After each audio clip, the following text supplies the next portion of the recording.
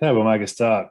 Good afternoon, everyone. I'm Michael Crawford, Chief Executive Officer of the Soil CRC, and welcome to today's webinar on addressing complex soil constraints, to be delivered by Dr. Jason Condon. Firstly, I'd like to acknowledge the traditional owners and custodians of the lands upon which we meet, wherever we are in Australia and beyond today, and I pay my respects to the elders past, present and emerging. This webinar is being recorded and will be available to view on our website or via our YouTube channel in the next day or so, and for you to share with your colleagues. We'll have the opportunity to ask questions at the end of the talk by Jason. It'll go for roughly 15 minutes or so. 25 minutes or so, then it'll be 15 minutes or so for questions, finishing at 1:45. And the way which we'll ask questions is by typing them into the Q&A box, which is available by the menu at the bottom of your screen. And or you can write comments in the chat box, but put your questions in the Q&A and then we can direct them to Jason directly. We've got quite a lot of interest in today's webinar, and a lot of people have registered. And a lot of those registered might be people who are engaging with the Soil CRC for the first time. So just a couple of words to start with about the Soil CRC. The Cooperative Research Centre for High Performance Soils were funded by the Australian Government and by our 40 participants, our partners. We've been funded for 10 years, from 2017 through to 27. So we're into our fifth year now.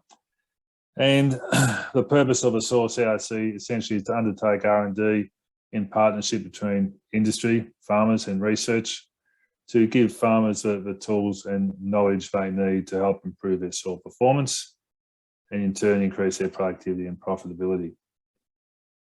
We have 40 participants, as I said, including 8 universities, 8 industry groups and organisations, 4 state government agencies, and importantly 20 grower groups, farmer groups in all states of Australia, and it's through them that we ensure that our research really is targeted towards what farmers want. So we've got a whole range of projects in play at the moment, and you'll hear about one of them today, led by Jason on addressing complex soil constraints. What I want to do is to highlight other upcoming events through this program. We have a webinar in 2 weeks' time titled Soil Carbon and Regenerative Agriculture, and isn't there some interest in those two topics right now? We've been undertaking a research project led by Glenn Grellett at Manaaki Whenua Landcare Research New Zealand, who are partners in the Soil CRC, but in collaboration with groups and other participants in Australia. And this will report upon some of the research work that's being undertaken through the Soil CRC to better understand the carbon dynamics under various regenerative agriculture farming systems. So that's in 2 weeks' time, 23rd November. And then in early December, the 7th of December, partly in celebration of World Soil Day coming up on the 5th of December, we're running a panel discussion on soil health, why it matters. So watch out for further details on that one as we confirm the speakers and give you the opportunity to participate. Now, all of them can be registered for via our soilcrc.com.au website in much the same way as that you registered for this one. So connect with us via Twitter, follow us on Twitter, connect with us on LinkedIn, subscribe to our YouTube channel and stay up to date with this project, upcoming events and other activities and projects in the Soil CRC. So today's webinar is to be delivered by Dr. Jason Condon from Charles Sturt University. Jason is a senior lecturer in soil science at Charles Sturt University, teaching in soil science and soil management. And his research interests include soil acidity and acidification, soil carbon, subsoil constraints, soil nutrition. He leads projects here in Australia for us and GRDC and other organisations. And he also undertakes work in Vietnam on salinity in soil with funding from ACR. So without further ado, let me introduce to you Jason Condon. Thank you, Jason. Thanks, Michael, and thanks everyone. get that. Okay. Yeah, that's good now, Jason. Right, very good. So, yeah, thanks for the opportunity, and I'll just talk to you about our project. It's been going for roughly 2 years now. The project team, here we go. The project team involves people from New South Wales DPI and Victorian State Department, with collaboration from 5 farming system groups. And personally, from my point of view, like the opportunity to actually collaborate with people outside my geographic footprint has been great, and the CRC has delivered that, and yeah, it's been an excellent opportunity. In terms of the project, addressing complex soil constraints, just to put that into context, historically, I guess, research has been done to overcome a singular soil constraint. So let's do work on, we've got a phosphorus deficiency, let's look at that, or it's a, you know, a molybdenum deficiency, let's do work on that. And that's fine, and it gets agronomic benefits, but it just solves that one problem. And the issue with that is that in most soils, the constraints that we have are actually multiple. It's not singular. And they occur, these multiple constraints can occur within one layer of the soil, or it can be throughout various parts of the profile. And we're all familiar with the law of the minimum. And so when you address a singular constraint, you know, you might overcome that, but you then just leave the system to be limited by whatever next is limiting. And in terms of soil constraints, what we're finding is that often, and especially over the back here in this section that deals with soil conditions, which I would throw in there structure and maybe plant biology interactions, when we deal with that, you actually have co-limitations. And so an example might be you can have sodicity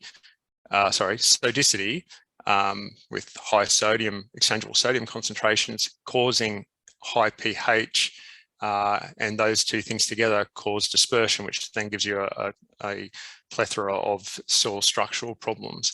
And so these constraints are actually co-limited, and then they can occur at different points through a season and between seasons as well. So in some seasons, certain limitations are worse than others.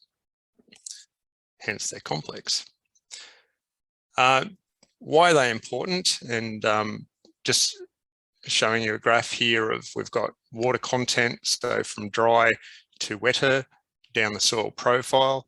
And so this is one of Hassan's diagrams. And so any soil has a water characteristic, which shows that you have, this is the upper limit, where the amount of water that can be held in the soil against drainage effectively. And then we have a lower limit, which is the point where there might be water in the soil, but a plant can't actually utilize it. And so everything in between those is plant available. Now, if you have a soil that has a constraint in it, which stops root growth especially, then you effectively diminish the amount of plant available water you have, and then in effect limit the performance of that plant. And so if we can do things which remove these constraints, you effectively maximize the amount of plant available water to the plant. And that will result in healthier plants, higher yields. Now, in terms of the interventions that we can implement to overcome constraints, some interventions will actually have multiple effects. And so an example of that would be adding organic matter to the soil. We know that adding organic matter to the soil improves soil biology, it releases nutrients, and those things can also impact on soil structure. And so you have multiple constraints, but you also have the opportunity to have multiple benefits from amendments that are added to the soil. And so there's a need to create efficiencies of inputs. We can't, I mean, ideally, if you have multiple constraints, you wouldn't address that by just adding singular ameliorants to overcome each single constraint. Ideally, there's amendments we can add that addresses these multiple constraints. And that allows, understanding that allows us to get the right amendment at the right rate for the right problems that the soils are actually experiencing, and that creates an efficiency. So the aims of the project were basically to assess the potential effectiveness of amendments to improve plant productivity on key soils. So not just any soils, on particular soils. And I'll speak to that in a minute. To determine the mechanisms responsible for the changes in soil properties from those amendments, and in doing that, create quite a lot of information, which one of the benefits of the CRC is that that information can then be used by others. So that data will be available, and you'll see how what sort of data we've got, and it lends itself well to modelling. And based on the work that we're doing, the evidence produced from the glasshouse studies that we've done, it's aimed to identify potential amelioration options for future field evaluations of projects. So our work's glasshouse lab type scale, but the outcomes basically will inform field operations. So what we did, we engaged with our farming system groups collaborators, their producers and project staff, and in some cases, commercial agronomists as well, just to hear what are your soil problems, what are your experiences, and what do you want studied, what do you want solved. And so what are your soil problems actually became, what are your problem soils? So they told us about these soils that you couldn't get water into, that at the end of a crop, they still had moisture in the subsoil that wasn't extracted. So they told us about their problem soils. That enabled us to locate examples of them that we could then work with. And basically, through that process, the thing that came through for me was that we effectively have problem soils because they're hard to fix. And so what our collaborators actually did was they identified soils that they don't really have too many levers to pull to fix. They're actually the problem soils because there are no easy solutions. And that was really challenging because it put us into a tight spot from the get-go. So the approach was we basically created a Victorian South Australian node and a New South Wales node to do the work. And within those nodes, we have problem soils. And so we've got Marrable over here in South Australia, Birchip and Wawonda. And in the New South Wales nodes, we have Condobolin, Trungley Hall and Oaklands.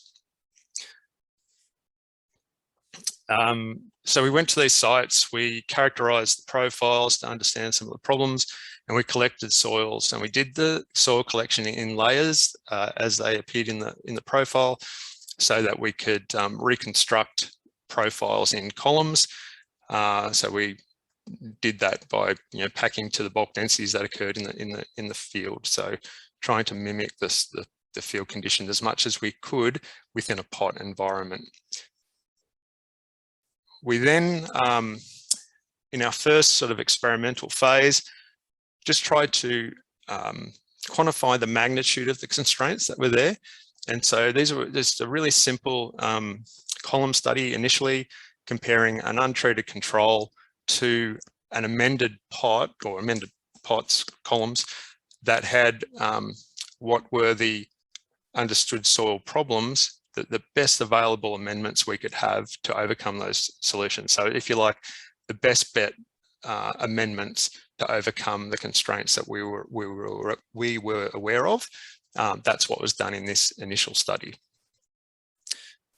We also did incubation studies that looked at a really broad range of products or amendments and rates of those additions. Incubated in soils without plants but just to see the impact on a range of soil chemical and physical parameters in response to those applications. And then the final set of experiments were comparative input trials. So based on the knowledge that we have, let's get key amendments at rates that we've seen to be effective, and let's start to break it down and work out what's actually contributing to the benefit that we're seeing. So that was the approach that we took.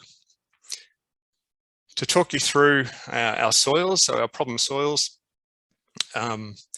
this is the Victorian South Australian node soils. And so at Marrabul, we basically had a soil that was potassium deficient in the surface, and then in the subsoil, the sodic, so dispersive, and also alkaline, and the severity of those things increased with depth. Birchip, it was sodic and alkaline all the way through, but the severity did get worse as you went down.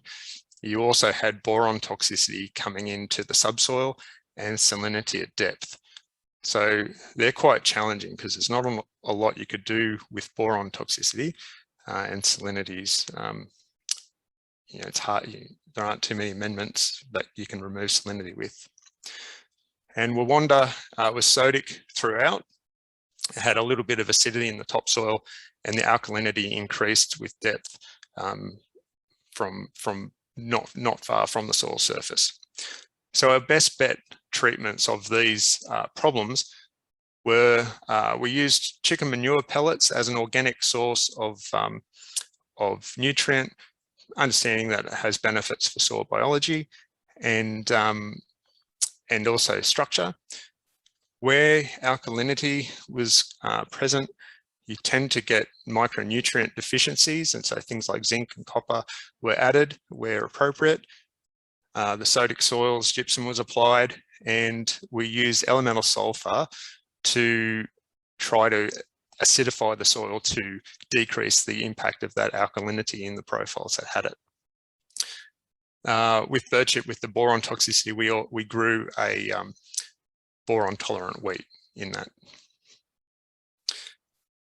The New South Wales node soils, our Oakland soil was actually an awful lot like some of our Victorian soils. So it was sodic from the topsoil all the way through, but the severity was worse as you went down with depth, and the alkalinity increased with depth also.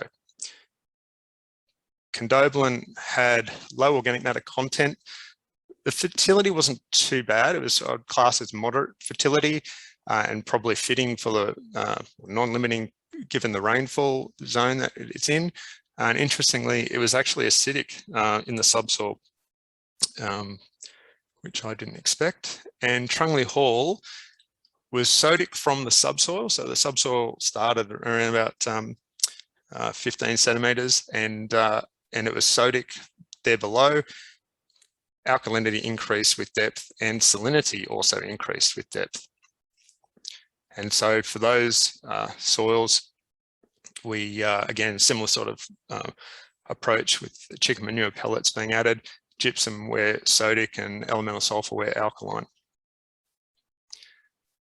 To give you an idea of what we found with that initial study, so I've got grain yield here on the y-axis this is the Victorian South Australian node, and each of these boxes just has a yield per column for the control, and then our best bet amended treatments. And so what we actually found was we didn't increase yield with our amendments, which wasn't ideal. But then when we went looking for why that was, and you look at root growth here, and so we've got depth and root mass in different layers, what we found is where we actually got worse growth, where we had our best bet amendment, we actually had a negative impact on root growth. And at Marrabul, where whilst there's no significant difference in yield, it was the only soil in this node that actually our amendment increased root growth. And so our yield wasn't improved, and we suspect that it's probably in relation to and response to the addition of the organic matter, which then creates quite a large biological oxygen demand within the soil. And the Birchip and Wawonda soils were sodic at the topsoil. And so their structure was poor in the surface, and that probably impacted on the aeration of the soil.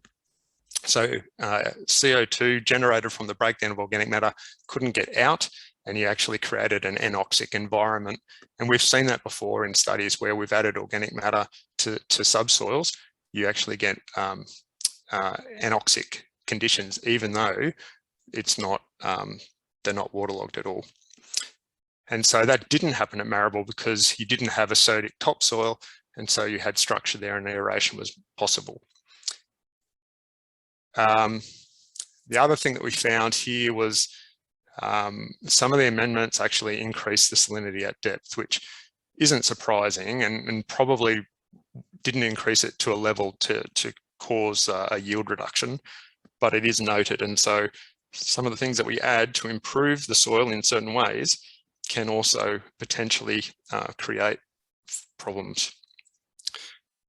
In the New South Wales node, we actually did increase yield with our amendments in the Condobolin and Trungally Hall soil, not in the Oakland soil, which, like I said, is very much like the Victorian node soils. And so I suspect the same sort of thing happened there.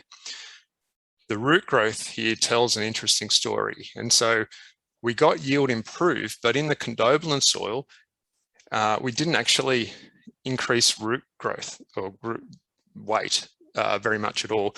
Just a couple of layers with minor, statistically significant, but in reality, not very large differences. Whereas at Trungally Hall, we got increased root growth. And so the way we're interpreting that is that the Condobolin soil is actually a response, a nutrition response in that topsoil, whereas Trungally Hall, we improved the ability of the plant to get roots to depth, and that related to that higher yield. So that was promising. In the product by rate incubation studies, we, for the same soils, and we used products added to the layers, individual layers of those soils, and incubated them. And so a range of different products. We used 3 sources of organic matter: chicken manure pellets, hay pellets, and wheat straw pellets. So they're all organic, but they have different nutrient loads and also different types of organic matter in them. We had an equivalent rate of nutrients being added to the chicken manure pellets. We used, like I mentioned before, gypsum to try to flocculate dispersed soils, elemental sulfur to decrease pH where alkalinity was a problem, lime, magnesium silicate, and rock phosphate, reactive rock phosphate in acid soils where we're trying to increase the pH. And we had different rates there, and the rates were effectively so 0, half, a commercial rate, and then twice the commercial rate, or what a realistic rate is. That was the range, trying to get a response curve. We also did combinations, and not of everything, because that would have blown out and it was already pretty big as it was, but we just did combinations of things that made sense, or we had some experience with in other projects that needed to be investigated a little bit more. So we're able to drill in onto some interactions of products. And the sort of data that you get out of that is a graph like this. So this is one soil. We've got sulfur being added in the presence of wheat straw or pea hay, or alone, sulfur alone. And so, we measured a lot of things. And just to give you an example here, so our sulfur decreased the pH as it oxidizes, microbial oxidation happens. Acids produced to decrease the pH. So we decreasing the severity of that alkalinity with our addition. We know it's due to the oxidation of sulfur because we've got an increase in sulfate here, so we can kind of assess the effectiveness of the biological oxidation that way. And in the response to that decrease in pH, we actually decreased turbidity, and that's a measure of flocculation or dispersion. So if you've got a very turbid soil here, a high value here, the soil's dispersive. And if the amendment causes the clays to stick together and flocculate, giving a better soil structure, the turbidity decreases. So in this case, our sulfur treatment was able to do that. On the negative, because it's producing sulfate, you actually slightly increase electrical conductivity, not to a point of harming plants here, but you know, it is happening. And so that's the sort of data that we're getting. So we're getting those rate responses to amendments. And like I said, that can be used for modeling outcomes from various products in layers of soils, various soils. So then the third and final component are these comparative pot trials that are actually being done now. They haven't been completed yet. So they're selected treatments and singular rates. So we're able to shortlist some of the products that we used and the rates at which we applied them. And so here we're comparing organic matter to nutrient addition, gypsum, nutrients and gypsum together. How much of the effect that you're getting is coming from structure or nutrition or biological benefit? And so just to give you a taste of the sort of things that we're getting here, we have relative shoot dry weight on the y-axis here, and through time, days after sowing on the x-axis. And so we've got chicken manure pellet, wheat straw pellets, wheat straw with nutrients, gypsum, and those nutrients is equivalent of what's coming in from the chicken manure pellets. We've got gypsum and nutrients by themselves and a control. And so, you know, we're able to have a look at how the plants respond to those treatments. And you can kind of see here that down here, we've got a grouping of the control, gypsum by itself, and the wheat straw pellet. So they're all sort of behaving the same. And when there are nutrients involved, higher. And interestingly here, the chicken manure pellets started similar to these treatments down here, but is sort of improving as time goes by. And so, you know, people working on the project have been working with organic amendments to soils, and it's no surprise that, you know, there's a time effect in here as well. And so using these comparative studies, we're able to sort of quantify the contribution of the structural benefit or the soil chemical benefit, nutrition and root exploration. So there's a series of soil measurements that go with these comparative trials as well to try to work out who's responsible for the benefit to plants that we see. So, so far, what we found is that our chicken manure pellets provide pretty good organic nutrition in our column studies and also in our product incubation trials. You can see the benefit of them. The sulfur, elemental sulfur, can offset the pH gains from the organic matter addition. So there's benefits to organic matter, but when they break down, they actually increase pH. So if you've got an alkaline soil already, that's not helping you. You know, the benefits are offset by making the alkalinity worse. And so elemental sulfur can offset that and help bring the pH down, which is important. Now, the deep subsoil constraints remain a challenge. And so whilst we got, like I showed you with that effect of the elemental sulfur decreasing pH, once you got down into the deeper subsoil, there's so much carbonate in those subsoils and those high alkalinity subsoils that you know, we could not get that pH to drop because there's just so much carbonate there to buffer what we were trying to do. And then the other thing is you've got the salinity in that deep subsoil. And some of our amendments can, like the pea straw, for example, it increased salinity because of what was in it. And gypsum, will increase the EC of the soil. And so there are some of the amendments actually going to increase salinity. And whilst that might improve the upper subsoil, it can potentially add to problems of the deeper subsoil. So that's still a challenge for us. And I guess what that really means is there's still a lot of gain to be had by ameliorating the subsoils, topsoils and subsoils. But we probably need to be realistic about how much, to what depth we can actually have benefit.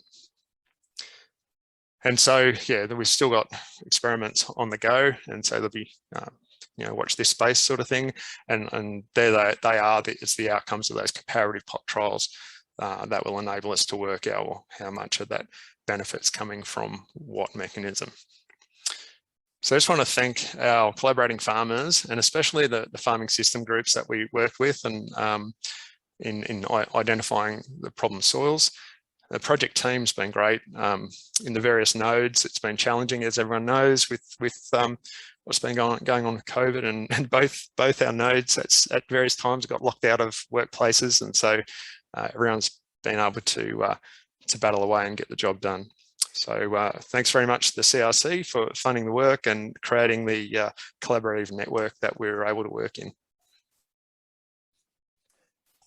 Very good. Thanks, Jason. And Jason's got his email address there if you want to email him some questions. We've got some questions appearing in the Q&A box, and people can view that box. If there's a question there that you like, if you really like it, you give it the thumbs up and it'll go to the top of the list. In the meantime, ask your own questions, type them in there. Let's start off, and you can probably stop sharing your screen now, Jason. Let's start off with a question from Richard Bell from Western Australia at Medlock University. He asks, Jason, how important is solute potential in the pore water to the pore growth on the sodic saline soils? And will the well-watered glasshouse experiments underestimate this constraint? Yep, that's a good question, Richard. Thank you.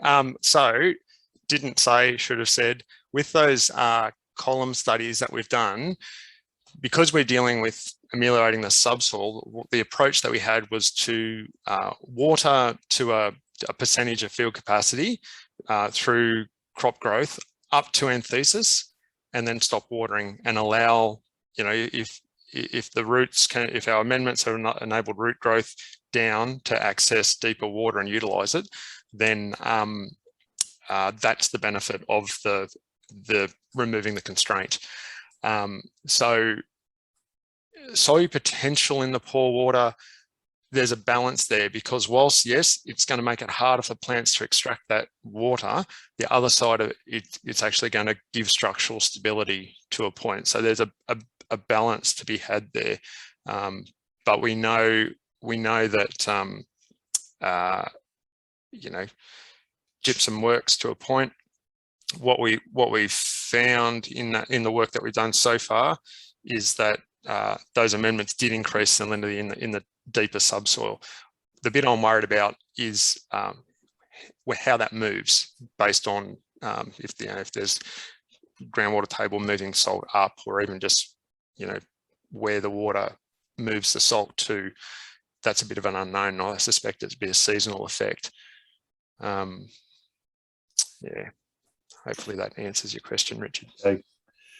Good. We got one from David Hall, DP West Australia. Thank you, Jason. Enjoyed your presentation. How close are we to defining what soils are gypsum responsive in terms of crop yields?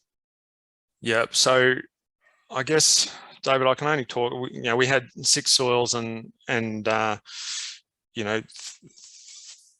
of them were sodic or sodic, and had issues with this being dispersive. Our comparative studies have the ability to start working out how effective gypsum was and in which soils they worked for the soils that we looked at, okay, which is a limitation. We didn't look at everything. Yeah, but from what we've seen in the limited data that we've got so far from those column studies, that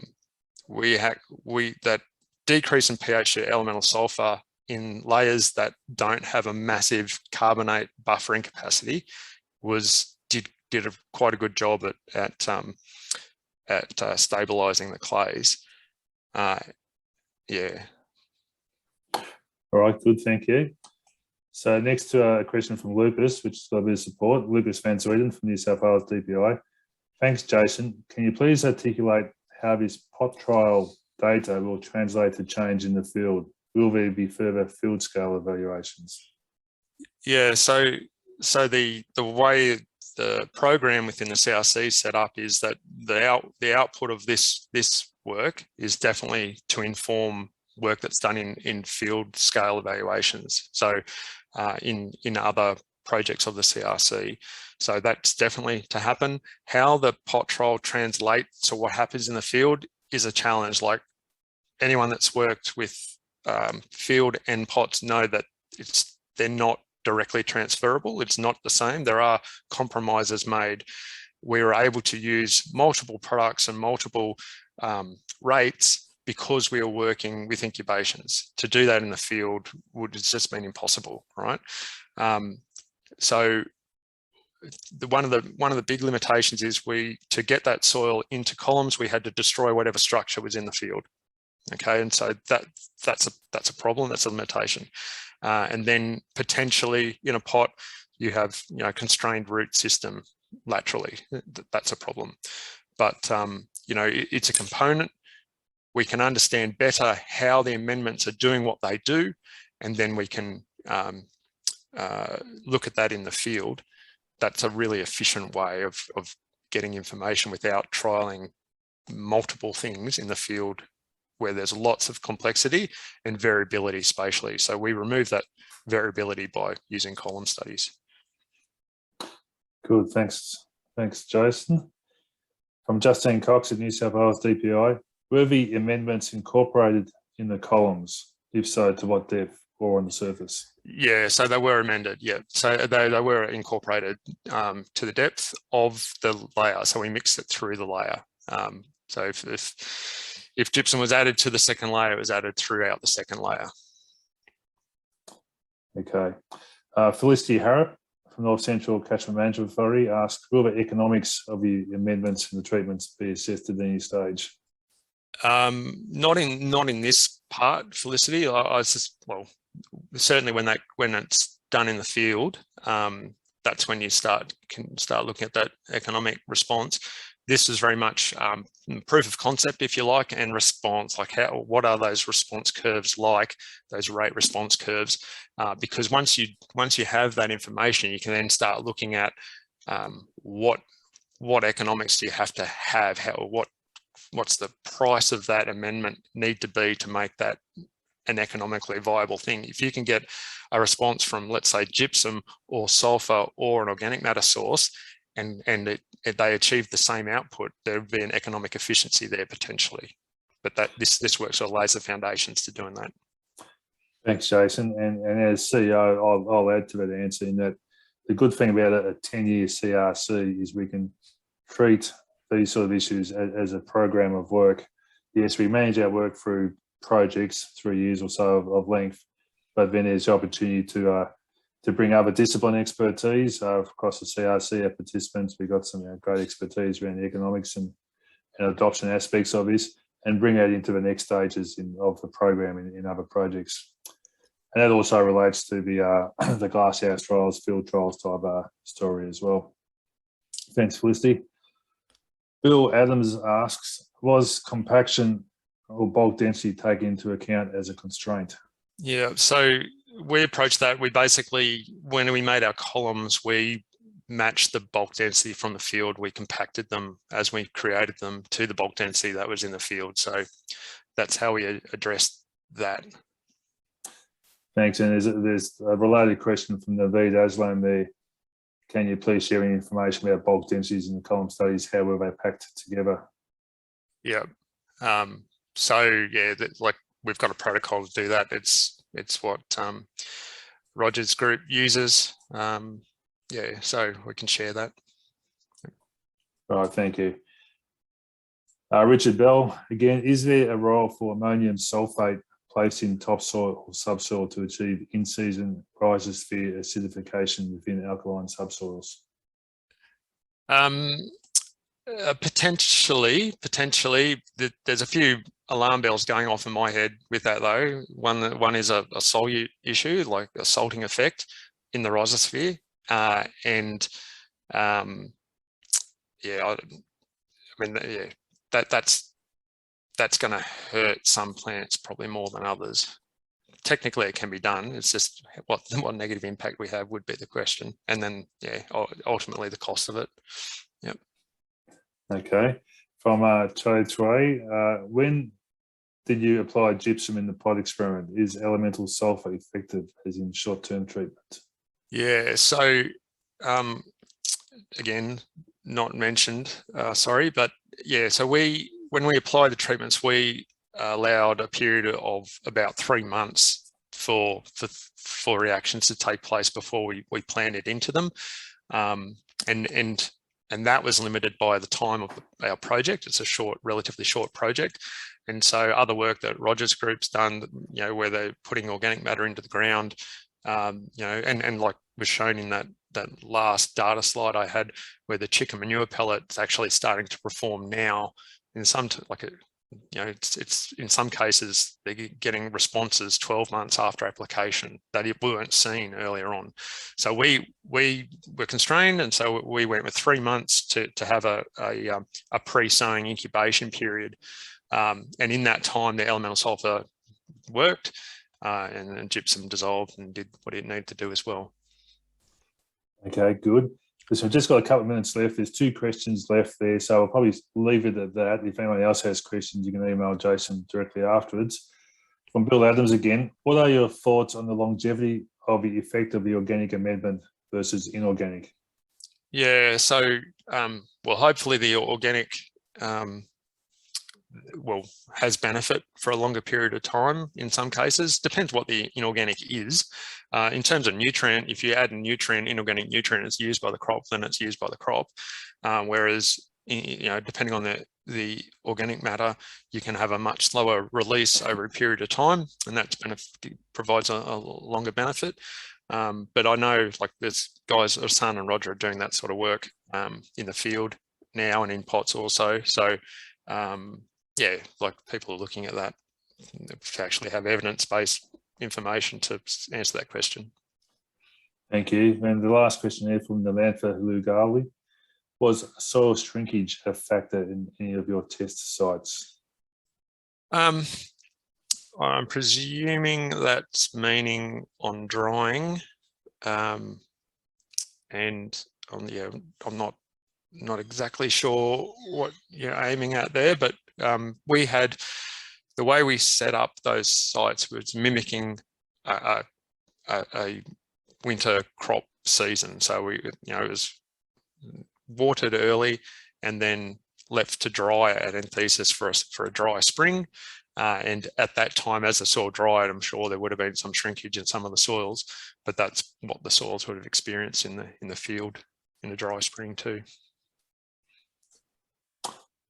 Very good. Okay, so that's answered all the questions in front of us, and it's also taken us pretty much to the time. So, Jason, thank you very much for that comprehensive overview of the progress in your project. And dare I say, whilst it's titled Addressing Complex Soil Constraints, the solutions are also just as complex, and also highlighting the diversity of soil types, and in turn the way those complexes interact with each other, constraints interact with each other, and the need for us collectively, researchers and farmers, working together to address this in a place-based type context, such we do have solutions that are fit for the situation.